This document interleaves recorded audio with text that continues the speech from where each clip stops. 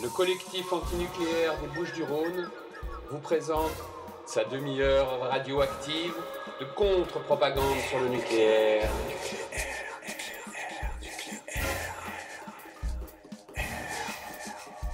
Bienvenue sur Radio Galère, dans la demi-heure radioactive, émission animée en direct par le collectif antinucléaire des Bouches-du-Rhône, les 2e et 4e mardis du mois à 14 h et dorénavant en rediffusion le jeudi de 12 h à 12 h 30. Nous sommes un collectif d'hommes et de femmes indépendants de tout parti politique ou réseau institutionnalisé. Considérant que nous sommes tous et toutes des cobayes de l'industrie nucléaire et que nous sommes tous et toutes les victimes potentielles d'une prochaine catastrophe, nous pensons que nous n'avons d'autre choix que de nous informer et d'agir. C'est ce que nous nous efforçons de faire ici. Alors aujourd'hui, on va parler d'un sujet qui va être tout à fait d'actualité dans la région, car des premiers convois tests de matériel pour le projet ITER vont être acheminés ces prochains jours.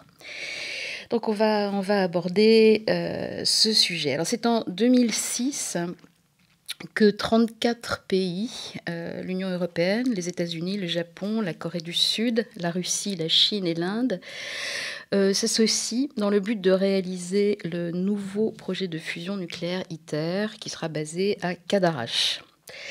Ce projet de fusion consiste à faire se rapprocher durant 400 secondes des noyaux atomiques qui, dans la nature, se repoussent. Ceci pour tenter de reproduire les phénomènes à l'œuvre dans le Soleil et les étoiles. Il s'agit de démontrer qu'il serait possible de produire 500 MW à partir d'une puissance fournie initiale de 50 MW. Alors on promet des créations d'emplois, on promet des retombées économiques, on promet des miracles. La réalité, c'est que nos nucléocrates apprentis sorciers vont nous exposer à des dangers bien réels. Le tritium radioactif utilisé pour l'expérience provoque des cancers, des lésions cellulaires et des dégâts irréversibles sur l'ADN.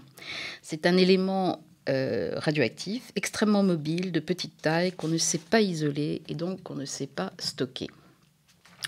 Outre le fait qu'ITER est localisé sur la faille sismique de la Durance, le projet se situe à proximité immédiate du site nucléaire de Cadarache et de son potentiel d'accident nucléaire et d'explosion de matières hautement radioactives type plutonium. ITER générera 30 000 tonnes de déchets radioactifs, charge à la France de s'en débrouiller car aucune filière de stockage pour ces déchets n'existe pour le moment. Mais ITER, c'est aussi et surtout pour nous l'exemple flagrant de la démesure de l'industrie nucléaire.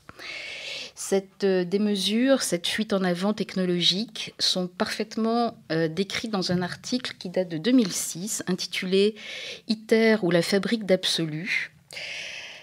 Avec nous, aujourd'hui, son auteur, Bertrand Loire. Bonjour Bertrand, tu l'as ? Oui, bonjour, ça va. Je vous entends bien.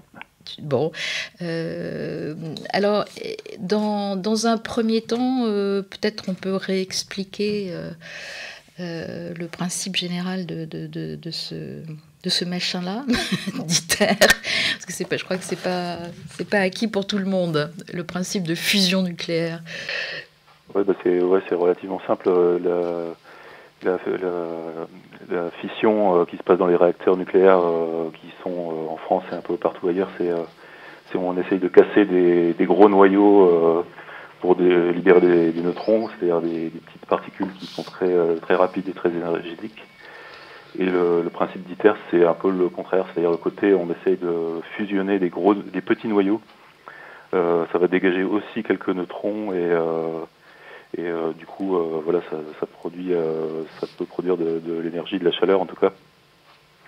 Et le problème avec les petits noyaux, c'est qu'ils sont très légers et du coup, il faut dépenser beaucoup d'énergie pour les réunir en gros. Oui. Avec là, en l'occurrence, c'est des noyaux extrêmement légers et c'est des noyaux d'hydrogène, ou de tritium, c'est-à-dire de l'hydrogène un peu plus lourd, mais pour faciliter la réaction. Mais le problème, du coup, c'est que pour qu'ils fusionnent, il faut vraiment les chauffer très fort. Je crois que c'est des températures qui sont équivalente à celle qu'il y a au cœur du Soleil. Et pour les chauffer très fort, il faut réussir à confiner ce qu'ils appellent le plasma, c'est-à-dire donc ces noyaux chauffés. Et pour les confiner, il faut des aimants qui permettent à tout ça de léviter dans le vide. Donc il faut à la fois réussir à concentrer des trucs qui sont dans le vide et les confiner magnétiquement, ce qui implique de refroidir les matériaux qui sont autour pour éviter que tout chauffe, etc. Enfin, c'est vraiment le projet ITER, ce réacteur expérimental, c'est vraiment une espèce de condensé de ce que j'appelle dans mon article les absolus de la physique, c'est-à-dire le zéro absolu, c'est-à-dire la température la plus basse pour refroidir les aimants, les températures extrêmes les plus chaudes pour fusionner les noyaux, le vide absolu pour que tout ça ne détruise pas l'installation elle-même. Et puis il y a probablement encore d'autres trucs que j'oublie aussi. Je crois même du point de vue des matériaux qui doivent être mis en œuvre dans ce réacteur, il y a aussi des matériaux extrêmement rares qui devraient, ça c'est un truc que j'ai vu récemment, j'en parle pas dans l'article, mais des métaux extrêmement rares qui, dans le réacteur nucléaire d'ITER, il faudrait quasiment épuiser la production pour les 50 ou 100 prochaines années. Des pensées d'aberration de ce type. C'est pas le lithium, non. Non, c'est pas le lithium, c'est un des métaux qui entre dans la composition de l'enceinte de confinement du plasma, etc. J'ai plus le... Oui, parce qu'en fait, cette enceinte de confinement, pour le moment, ils ne savent pas comment confiner, justement, hein, parce qu'ils n'ont pas si j'ai bien compris. Théoriquement, le principe est acquis parce qu'il y a déjà eu des réacteurs de ce type, des réacteurs expérimentaux de ce type qui ont été construits un peu partout dans le monde, en Russie, aux États-Unis. Ça s'appelle des tokamaks, en tout cas aux États-Unis. Mais c'est surtout le principe de transformer la pluie de neutrons que ces réactions nucléaires vont produire en quelque chose qui puisse être converti ensuite en électricité. Et ça, c'est encore un petit problème technique qui n'a pas du tout été résolu. Je crois que certains ingénieurs le savent le faire, par exemple dans les sondes spatiales, etc. Mais en ce qui concerne ITER, où là c'est vraiment à très grande échelle, c'est une installation assez gigantesque, il faut le rappeler, qui est l'équivalent d'un très gros immeuble. Là, ils savent pas du tout convertir ce qui va être dégagé par le réacteur en quelque chose qui puisse être transformé en électricité. Ce qui est bon. Mais là, le but de l'opération, en fait, avec ce réacteur expérimental, c'est de voir si ils arrivent à entretenir la réaction de fusion des noyaux de lithium pendant moins de 6 minutes, je crois. Oui, c'est 400 secondes, je crois, très exactement. Très exactement, 400 secondes. Voilà. 400 secondes, voilà. Donc, c'est vraiment histoire de tester le principe même de la fusion. Est-ce que la réaction peut être auto-entretenue comme ce qui se passe dans les réacteurs à fission, où là, il y a juste besoin d'avoir une masse critique de combustible pour que ça fonctionne. Là, il faut vraiment que l'ensemble du truc soit confiné et que la réaction s'auto-engendre elle-même, mais c'est pas vu les contraintes physiques qui sont requises pour ne serait-ce que la réaction existe, c'est extrêmement complexe à mettre en œuvre, quoi. Ou le coût exorbitant du machin aussi, qui ne cesse d'enfler d'ailleurs au fur et à mesure qu'ils avancent le chantier, quoi. Oui, alors ça c'est dans le côté la démesure, hein, ça coûte 16 milliards d'euros alors qu'ils avaient prévu 5. Je parlais des 800 tonnes de convois test là qui vont passer.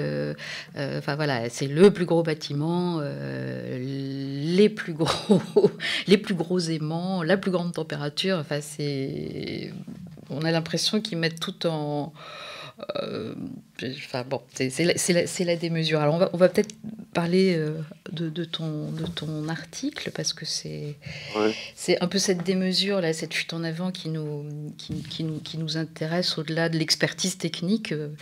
Donc tu commences en fait avec une évocation du mouvement perpétuel et puis du principe de l'entropie. Tu peux nous expliquer ça, ce que ça a à voir avec ITER? Ouais, en fait, l'idée du mouvement perpétuel, c'est un peu... ça, c'est une vieille idée qui les alchimistes de la Renaissance, je crois, avaient... enfin, les alchimistes ou d'autres savants, en tout cas, d'avant la révolution industrielle, avaient déjà pas mal agité. Il y avait eu plein d'idées là-dessus, plein de mécanismes, etc. proposés. Et en fait, à la fin du 19e siècle, il y a donc les principes de la thermodynamique qui sont mis au point, les principes physiques qui démontrent en fait que c'est pas possible de fabriquer un mouvement perpétuel, c'est-à-dire une machine qui tourne toute seule ad vitam aeternam, quoi. Et, tout simplement parce qu'il y a des frottements, il y a toujours des frottements, il y a toujours une déperdition d'énergie, n'importe quel moteur chauffe ou les mécanismes s'usent, les patines, etc. Du coup, l'énergie dépensée pour obtenir un travail, il y a une partie qui est perdue irréversiblement dans les frottements, dans tout un tas de choses comme ça. Et ça c'est les principes de la thermodynamique. Le premier principe, c'est dans tout système ou machine, l'énergie est conservée. La quantité reste constante, ça veut dire qu'aucun dispositif ne peut produire plus d'énergie qu'il en consomme.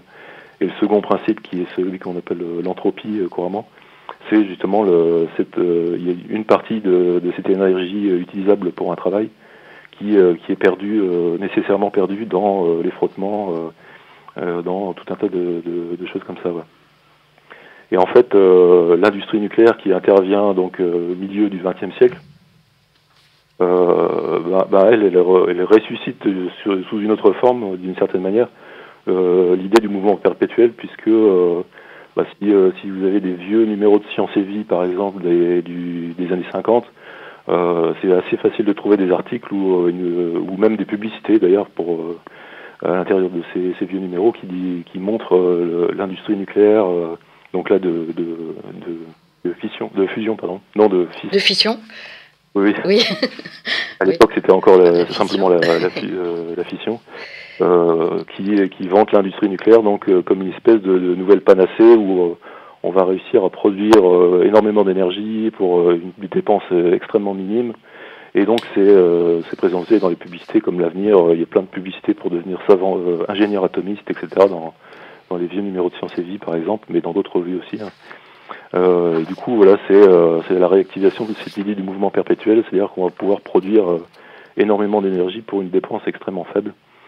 On sait ce qu'il en est advenu avec la fission, puisque voilà, maintenant, même si la France est le pays le plus nucléarisé au monde, mais on le paye bien cher en termes d'investissement d'abord, de déchets nucléaires, de maladies aussi, des cancers, etc.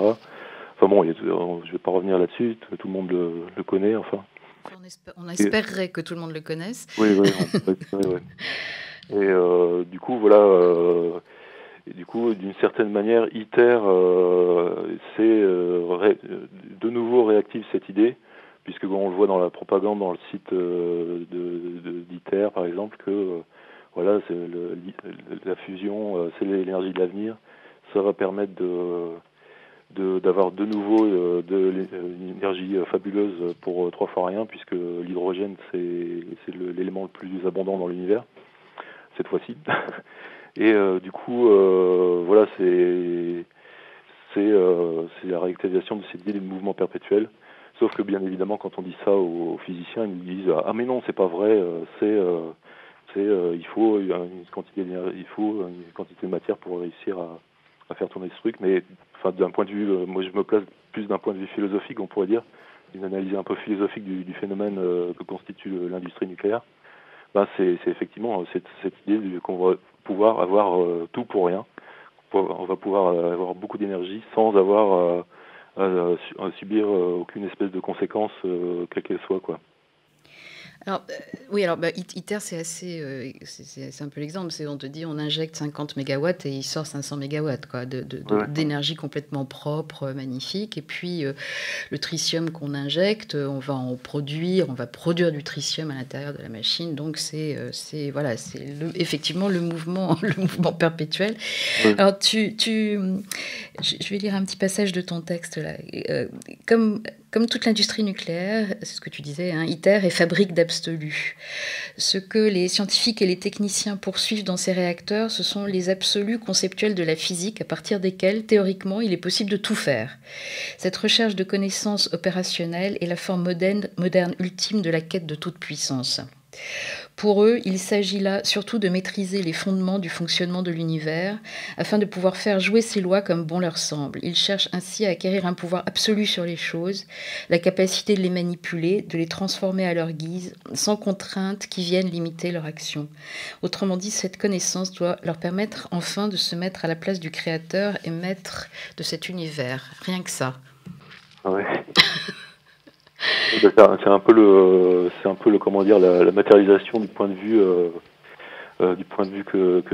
qu'a la science sur le monde et notamment sur le monde physique, c'est-à-dire que l'exigence d'objectivité de la science, ça fait que les chercheurs tendent à ne pas réfléchir aux conséquences que leurs inventions peuvent avoir sur Terre, puisque le point de vue de l'objectivité, c'est en quelque sorte le point de vue de Dieu, c'est-à-dire celui qui se met au-dessus de la réalité terrestre et qui étudie les phénomènes sans les relier à ce qui les environne et sans les relier à ce que les êtres humains peuvent en faire, etc.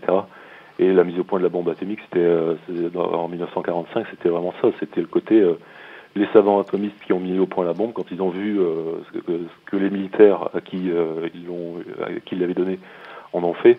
Il y a énormément de savants atomistes qui se sont mis à dire, qui ont créé des commissions en disant il faut pas utiliser la bombe, etc. Alors que le problème, c'était pas son utilisation, c'était pourquoi vous l'avez construit et pourquoi vous n'êtes pas posé de questions au moment où vous la construisiez sur l'usage qui allait en être fait. Là, c'est une belle illustration d'espèce de détachement par rapport à la vie sur Terre que énormément de scientifiques promeuvent, que ce soit d'ailleurs en physique, en biologie et dans d'autres sciences humaines. C'est un point de vue complètement désincarné et qui a des conséquences assez désastreuses quand les applications sont mises en œuvre, quoi. Tu dis aussi que ITER est en fait une solution technologique apportée à des problèmes qui sont d'ordre politique, sociaux et écologique, hein, plutôt que de reconnaître les obstacles insurmontables que rencontre la société industrielle. On espère les pulvériser à coups de réactions nucléaires maîtrisées, entre guillemets. Ouais, ça aussi, c'est un truc assez consubstantiel de l'industrie nucléaire et même d'une manière générale de la technoscience. C'est le côté, en plus, il y a cette dimension où on se dit il faut de l'énergie, il faut beaucoup d'énergie pour faire tourner tout ça, mais on se pose pas la question de savoir pourquoi faire cette énergie. Dans mon texte, en fait, je rappelle un truc relativement élémentaire, mais qui semble échapper énormément de technocrates et voire même de gens ordinaires, c'est-à-dire que l'énergie, ça sert pas simplement à s'éclairer, avoir une ampoule qui vous éclaire la nuit ou à faire tourner le moteur de votre bagnole. C'est aussi, je rappelle que l'énergie, c'est d'abord et avant tout la capacité à transformer le monde. Et plus on consomme d'énergie n'importe comment, plus on transforme le monde n'importe comment. Et on voit bien aujourd'hui avec toutes les nuisances, les pollutions, la destruction des conditions de la vie sur Terre. Cette énergie hyper abondante est extrêmement problématique. Donc il faudrait se poser la question de savoir l'énergie, pourquoi faire, pour quel usage, et pour transformer le monde dans quelle direction. Mais tout ça, toutes ces questions-là, la société industrielle ne se les pose pas. Elle fonce droit dans le mur et en se disant qu'elle réussira à pulvériser le mur en consommant encore plus d'énergie, quoi. Donc voilà, c'est cette réflexion-là sur l'usage de l'énergie et est-ce qu'on en a vraiment besoin autant, il est complètement évacué par ce type de projet comme ITER, comme le nucléaire. C'est vraiment la fuite en avant en disant on consomme beaucoup d'énergie, donc il faut produire de l'énergie, mais plus on produit d'énergie, plus on peut en consommer, et donc c'est une fuite en avant aussi dans la consommation et dans c'est n'importe quoi. Et donc voilà, du coup, ce qui résulte de tout ça, c'est des fantasmes de toute puissance, comme ils sont faits à travers le nucléaire, et avec les conséquences qu'on sait. Bon, on pourrait parler aussi de l'armement nucléaire, qui est aussi le produit d'une fuite en avant dans la recherche de la puissance, notamment lors de la Seconde Guerre mondiale. Mais voilà, c'est toute l'industrie nucléaire qu'on prétend propre et dépourvue de conséquences néfastes, en fait. Enfin, en tout cas, que ces promoteurs prétendaient depuis le début être dépourvus de conséquences. Elles ont des conséquences assez désastreuses, et pas seulement du fait de la radioactivité, etc. Et ce que je dis dans mon texte aussi, vite fait, c'est le côté... et même si la propagande en faveur du nucléaire n'était pas simplement de la propagande, mais était réelle, c'est-à-dire qu'il n'y avait pas de déchets, qu'il n'y avait pas de radioactivité, qu'il n'y avait pas de fuite, qu'il n'y avait pas tous les problèmes qu'on connaît maintenant, on n'en voudrait pas, quoi. Enfin, en tout cas, moi, le point de vue que je défends dans ce texte, c'est on n'en voudrait pas parce que ça implique une centralisation de la fourniture énergétique, c'est-à-dire une centralisation du pouvoir. De toute façon, on voit toutes les installations nucléaires, elles sont étroitement associées à une surveillance d'ordre militaire. Il y a une mobilisation de la société autour qui est d'ordre militaire, que ce soit en cas d'accident, en cas de fuite, en cas de n'importe quoi. Il y a forcément une espèce de mobilisation militaire autour de ce genre d'installation. Mais aussi et surtout, même s'il n'y avait aucun problème de ce type-là, produire de l'énergie en abondance, dans les conditions maintenant où il n'y a pas de réflexion sur l'usage de l'énergie, ça veut dire quoi? Ça veut dire qu'on va encore plus transformer le monde n'importe comment, quoi. Il y a un véritable problème politique de ce côté-là, et donner de plus en plus de puissance aux grandes organisations qui produisent ce type d'installation, c'est encore s'enfoncer dans une forme de société qui est très hiérarchisée, où il y a ceux qui ont le pouvoir ont encore plus de pouvoir, et où ceux qui ont très peu de pouvoir en ont encore moins, quoi. C'est surtout cette raison-là qui est, à mon avis, la plus grande raison de refuser le nucléaire, et que malheureusement beaucoup d'écologistes tendent un petit peu à oublier ou à passer un peu à la trappe, quoi. Alors tu dis, dans ton texte, que même, imaginons un instant qu'ITER fonctionne, c'est ce que tu viens de dire, et que l'on dispose effectivement d'une énergie abondante pour presque rien et presque pas de déchets. Et tu dis, il ne serait pas exagéré de dire qu'alors ce serait la plus grande catastrophe de tous les temps. Il ne pourrait rien arriver de pire pour compromettre l'avenir de l'humanité et de la vie sur Terre. Parce que c'est vrai qu'on peut se dire que cette énergie soi-disant illimitée, soi-disant propre, soi-disant merveilleuse, elle serait en plus entre les mains de quelques-uns. Oui, c'est surtout ça le... Et qu'on ne peut pas croire que tous les pays qui ont investi dans ITER ont fait ça par philanthropie. Oui, non, c'est... il y a tout un mélange de raisons pour lesquelles ce type de projet comme ITER a pris le jour. Il y a aussi il y a un peu la folie des grandeurs des physiciens qui veulent des installations de plus en plus grandes, etc., et pour tester des phénomènes de plus en plus extrêmes. On le voit par exemple avec l'accélérateur de particules du CERN, qui a été construit il y a quelques années aussi. Il y a les politiciens qui suivent un peu les experts et qui se disent si on peut produire énormément d'énergie pour rien, c'est tout bon, sans réfléchir beaucoup plus loin. Il y a aussi tous les élus locaux qui voient ça avec plein d'emplois, sauf que là, ouais. Il va y avoir 3000 emplois créés dans la région, sauf que la plupart c'est des gens qui viennent d'Europe de l'Est, qui sont sous-payés, qui vont faire un travail de merde à l'arrache, quoi. Donc voilà, il y a tous ces fantasmes-là qui...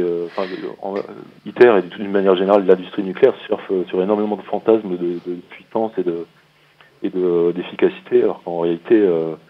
on ne se rend pas compte de la dimension démesurée des installations que ça implique et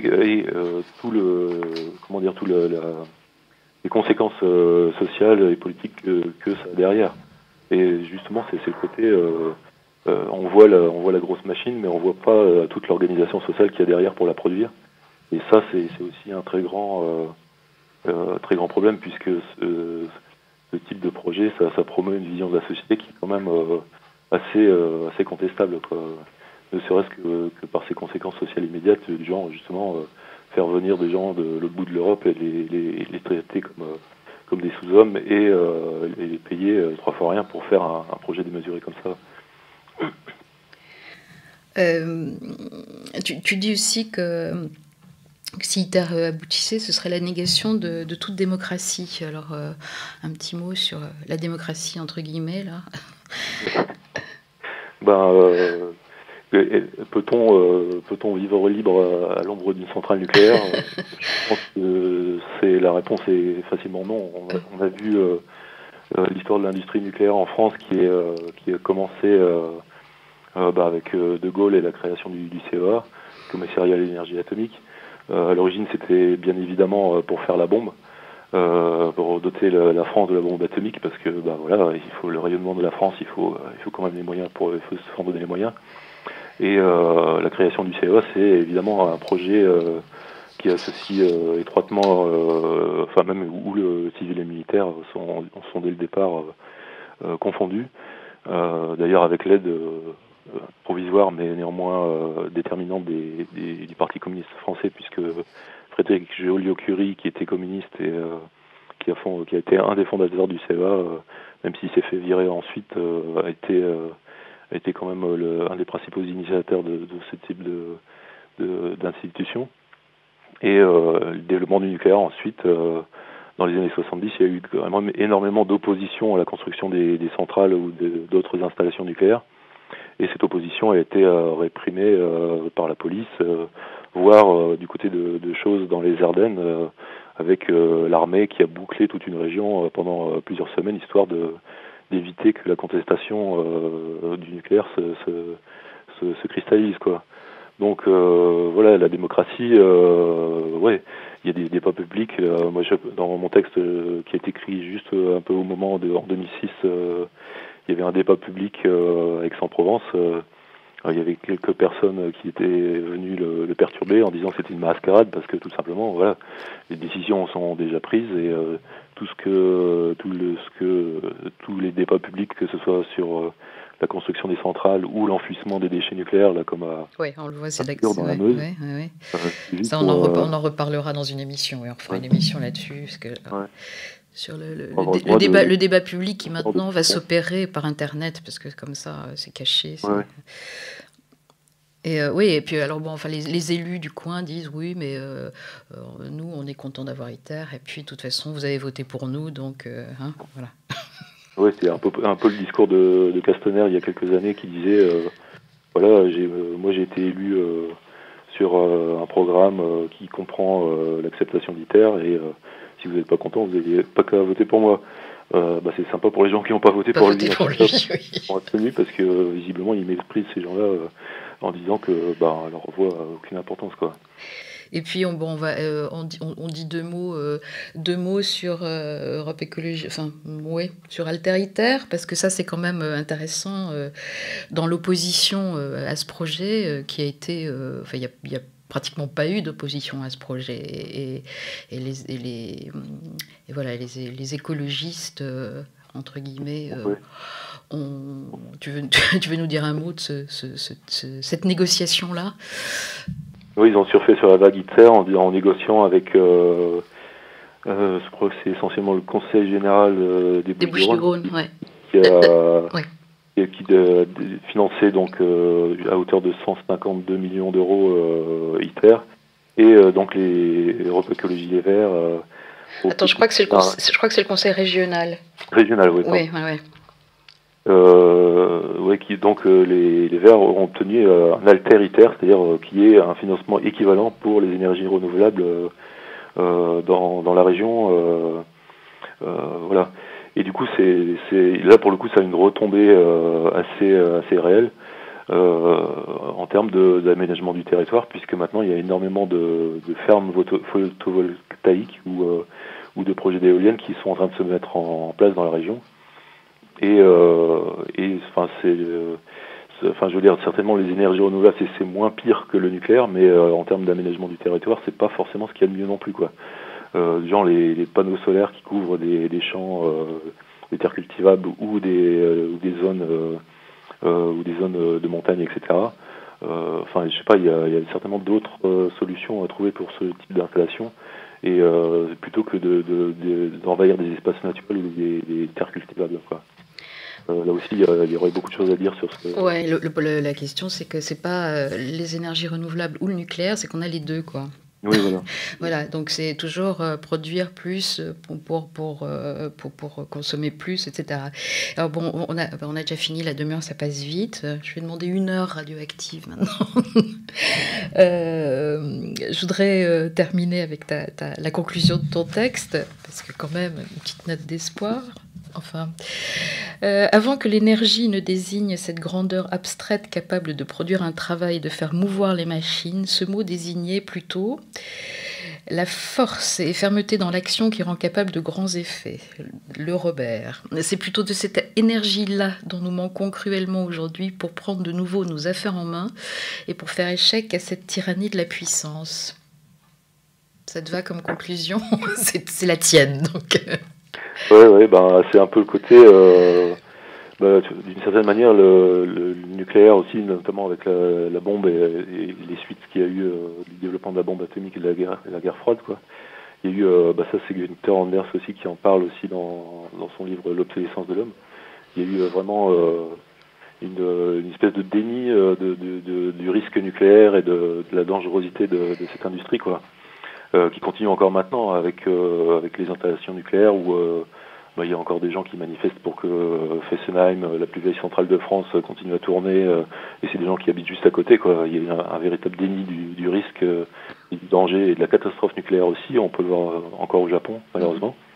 Et voilà, du coup, cette énergie dont on a besoin, cette force et fermeté dans l'action qui rend capable de grands effets, elle a été en quelque sorte confisquée par l'industrie nucléaire qui, par sa puissance mécanique écrasante, a complètement démoralisé les individus et les gens d'une manière générale pour prendre leurs affaires en main, puisque voilà, on a de l'énergie en abondance, les machines font tout le travail pour nous, et on n'a plus besoin de s'occuper de notre vie, de notre vie, oui. Notre environnement, etc. Quoi. Ouais, donc c'est vraiment une confiscation une confiscation de notre... Et voilà, il faudrait essayer d'en sortir, mais ça c'est pas gagné non plus, quoi. Non, mais bon, moi je suis profondément pessimiste, mais on va pas rester sur cette note-là. On va une note joyeuse, c'est que Tokyo va accueillir les Jeux Olympiques en 2020. C'est merveilleux, ça. Ça veut dire qu'en 2020, il y aura plus de radioactivité au Japon. Les nageurs pourront se baigner dans le Pacifique, manger des sushis. Ce sera super, voilà. On est en pleine folie. Bon, écoute, merci beaucoup d'avoir été avec nous. Je ne sais pas comment on peut se procurer ton texte. Moi, je l'ai volé. Non, je ne l'ai pas volé, mais je ne sais pas comment on peut... En fait, on le trouve assez facilement sur Internet, je pense. D'accord, ok. Il suffit de taper ITER, la fabrique d'absolu. D'accord, ok. Il est sur Internet. Bon, c'est très bien. Assez facilement. Ou sinon, on peut le demander à Radio Zinzine, 04 300 Liman. Ah. Et je me ferai un plaisir de vous en fournir une photocopie. D'accord, une radio concurrente et néanmoins amie. J'ai la tête du technicien là, qui me dit non, c'est pas concurrent.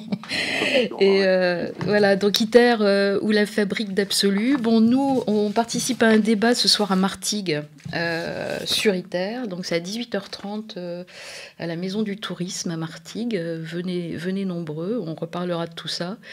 Et puis, vous pouvez trouver toutes nos émissions sur notre blog Collectif Antinucléaire WordPress. Et merci Joachim à la technique et merci Bertrand. Et puis à bientôt. À bientôt. Au revoir. Ciao.